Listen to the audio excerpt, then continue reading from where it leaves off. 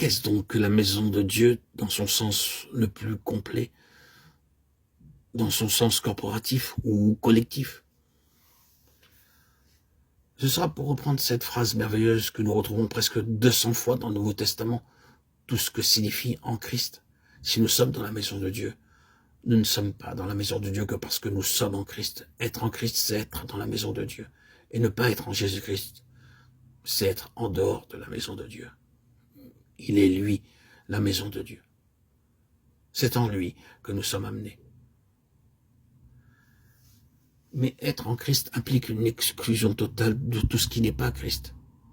Et dans une méditation précédente, nous nous sommes efforcés de rendre bien clair une chose, c'est le caractère entièrement et absolument autre de Christ, d'avec nous-mêmes. Oui, dans ce que nous sommes de meilleur, combien complètement différent il est de l'homme religieux même. Le meilleur soit-il, différent dans son esprit, dans son cœur, dans sa volonté, si entièrement différent dans sa constitution qu'il nous faut toute une vie pour découvrir par l'enseignement du Saint-Esprit combien nous sommes différents de Christ et combien il est différent de nous. Mais Dieu a marqué cette différence de façon absolue dès le commencement. Il ne faut pas à Dieu la durée d'une vie pour découvrir cette différence. Il la connaît et a par conséquent établi la position absolue à son propre point de vue dès le commencement. Il a dit en fait, la différence entre vous et Christ est si complète et si définitive qu'elle représente la largeur et la profondeur d'une tombe. Ce n'est pas autre chose que la plénitude de la mort. Il n'est pas possible de la franchir. La mort et la tombe sont la fin. Ce sera donc d'un côté la fin absolue de ce que vous êtes, et s'il doit y avoir encore quelque chose après cela, cette mort doit être entre deux.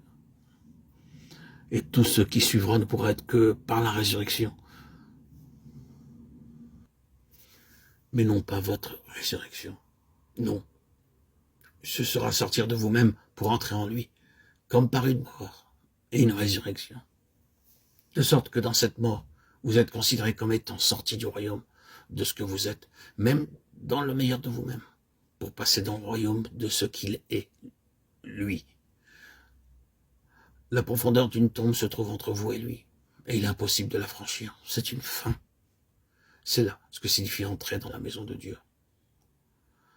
En revenant au premier chapitre de Jean, nous remarquons que la vérité nous y est présentée de manière représentative. Elle sera développée plus pleinement et plus clairement plus tard dans le Nouveau Testament lorsque le Saint-Esprit sera venu pour ce but. Il est venu reprendre ce que Christ avait dit pour le révéler dans toute sa signification.